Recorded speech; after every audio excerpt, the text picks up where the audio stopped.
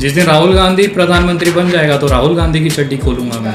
आज प्रधानमंत्री जी को अगर हमारे सवालों से दिक्कत है तो कुर्सी छोड़ देना। सवाल सत्ता से पूछा जाता है, जो बैठेगा उस कुर्सी पे उससे सवाल पूछा जाएगा। है कि लोग मुझे भाजपा विरोधी कहते हैं, विरोधी नहीं हूँ मैं कट्टर विरोधी हूँ, क्योंकि इनका कोई भी नहीं दिखाई दे, क्योंकि हमारा प्रधानमंत्री सोया हुआ है। विनय दुबे वो चेहरा है जो हमेशा अपने विवादित बयानों से भाजपा पर निशाना साधकर सोशल मीडिया पर छाए रहते हैं।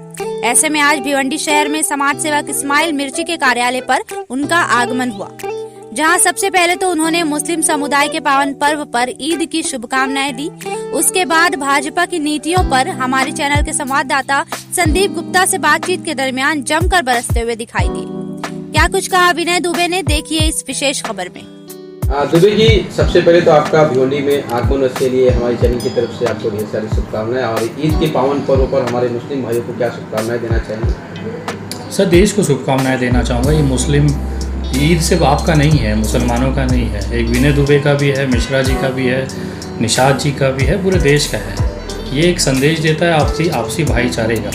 जब इसकी शुरुआत हुई थी उसका जो उद्देश्य था एकता, आपस में एकता और भाईचारे का था, और आज सदियां बीत गई, कितने ही डेकेड्स चले गए, वो परंपरा आगे भी चल रही है। तो विनय दुबे इस्माइल भाई को ईद की मुबारकबाद देगा और इस्माइल भाई मुझे दिवाली पे आके वहाँ पे मुबारकबाद देंगे। यही भारत है। और ये भिवंडी जो है एक छोटा भारत आप कह सकते हो। यहाँ पे जिस तरह से आपसी सौहार्द दिखता है, बस वो खींच लाता है मुझे। मैं देश में कहीं पे भी होता, इसमें पटना के दौरे पर जाना था, बट सिर्फ भिवंडी आके इस्माइल भाई से मिलना है, क्योंकि ऐसी शख्सियत है जिसके लिए मैं अपना एक दिन पोस्टपोन करके और मुझे यहाँ पहुँचना ही था। तो मैं तमाम आवाम को शुभकामनाएं देता हूँ, और इसी तरह हम लोगों का आपस में प्यार मोहब्बत एकता भाईचारा बना रहे, ये ऊपर वाले से दुआ करता हूँ। ये तो अपनी ईद की शुभकामनाएं हो चुकी। सर, जिस तरह से देखा जाए सोशल मीडिया आपके लिए एक ऐसा प्लेटफॉर्म बना जहाँ पर आप जनता के हित में कई बार जो है आरोपों के शिकार भी हुए।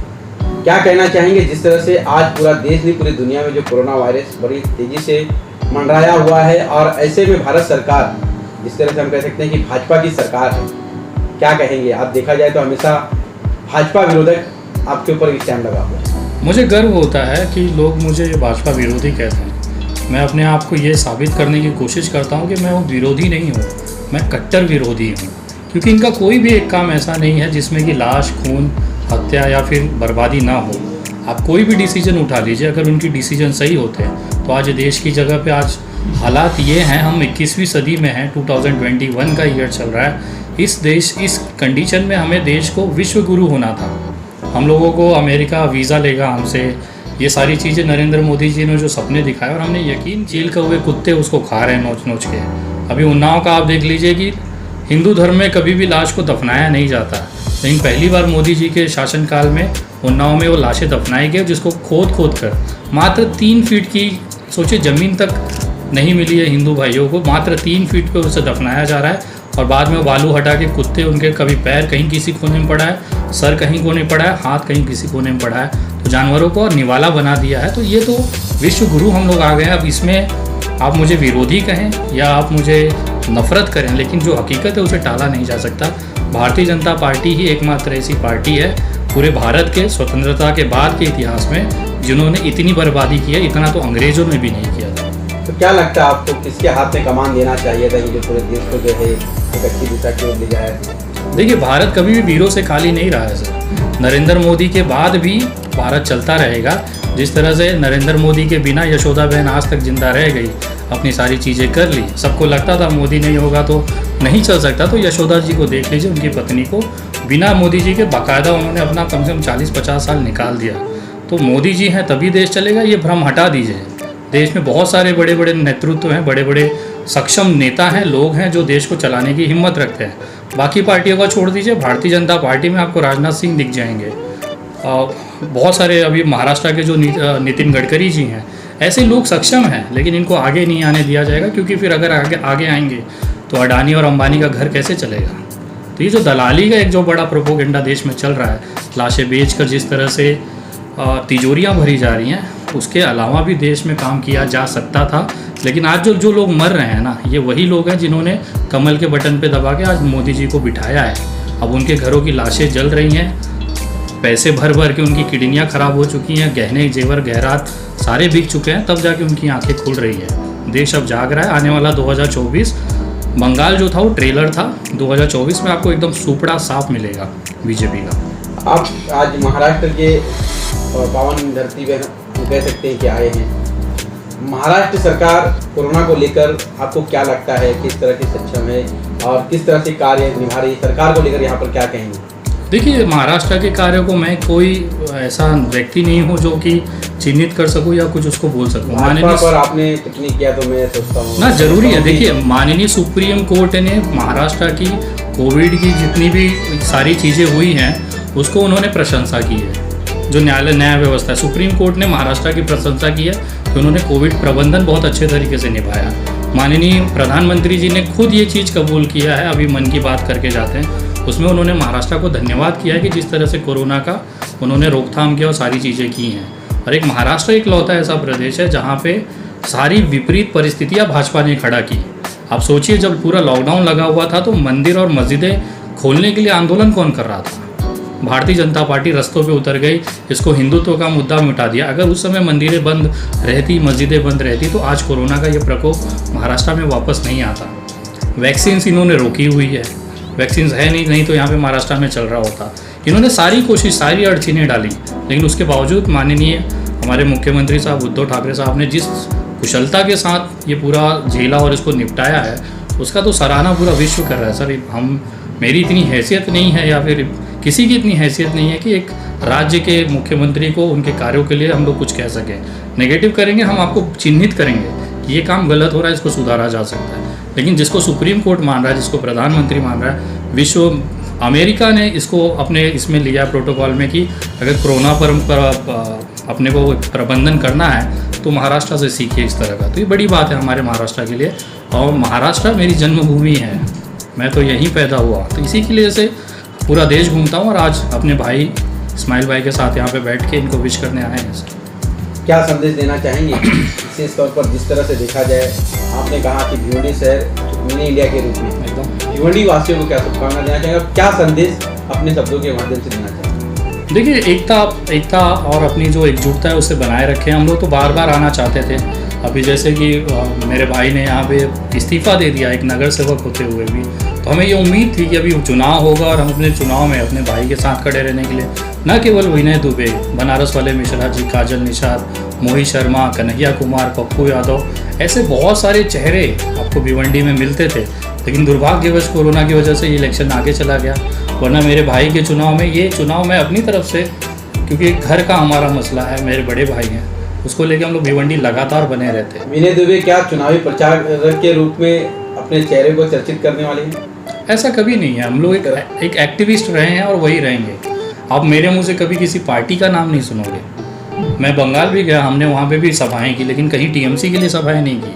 हमने ये कहा था कि बीजेपी को वोट मत दो, बाकी जिसे देना है आप दे दो, क्योंकि अगर बर्बाद होना है तो आप उनको चुनाव में जिताइए, अदरवाइज बहुत सारी पार्टियाँ हैं जो विकल्प के तौर पर हैं। विनय दुबे क्या चुनावी रणनीति में अगली तैयारी में है? क्या विनय दुबे चुनाव लड़ेंगे? विनय दुबे कोई भी चीज़ छुपे हुए तौर पे नहीं करता सर। अगर मुझे कुछ चुनावी में जाना है या फिर कुछ करना है तो डंके की चोट पे छाती ठोक के हम इसे मैदान में उतरेंगे। आपने संकल्प लिया होगा? मेरा संकल्प एक ही है, भाजपा मुक्त भारत, और मैं दिन रात उसमें लगा हूँ। मेरी पहली प्रायोरिटी अपने देश को बचाने की है। मैं चुनाव, विधानसभा, लोकसभा तो फिर कभी भी लड़ सकता हूँ। आज मेरी कोई भी साथ नहीं है राजनीति में, लेकिन मेरा एक ही टारगेट है, अगर 10 वोट खराब कर सकता हूँ बीजेपी के तो करूँगा, क्योंकि इनको रोकना मेरी प्राथमिकता है। क्योंकि जब मेरे बच्चे बड़े होंगे ना, तो मैं नहीं चाहता वो ये हिंदू मुसलमान की जो नफरती गैस है ना, उसको उसकी महक आए। वो एक अच्छे वातावरण में रहें जो हमने जिया है। मेरे बचपन में मुझे आज तक महसूस नहीं हुआ कि मेरे बगल में बैठा हुआ इस्माइल है या अब्दुल है। हम तो भाई भाई के तौर पे एक ही टिफ़िन में खाना खाते थे। ये जो नई चीज़ें 2014 के बाद आई हैं, ये ख़त्म करना मेरा मकसद है।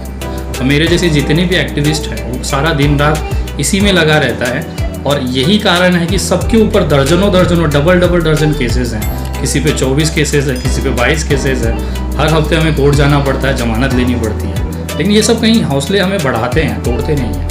क्योंकि जब बीजेपी सरकार डरती है, पुलिस को आगे करती है, कोर्ट को आगे करती है, लेकिन हम आप सबकी दुआओं से और आप लोगों का जो प्यार और एकता अखंडता है उसकी वजह से आज बसते रहे और हमेशा बसते रहे। दुबे जी, लेकिन कहीं ना कहीं आप जो है देखा जाए जिस तरह से लगातार खाली भाजपा को टारगेट करते हैं, तो कहीं ना कहीं कांग्रेस की संरक्षण में तो नहीं है आप।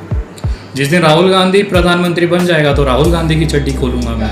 आज सवाल सत्ता से पूछा जाता है, ये चीज़ आपको पता होना चाहिए पत्रकार महोदय। आप उससे नहीं पूछोगे जो विपक्ष में होगा।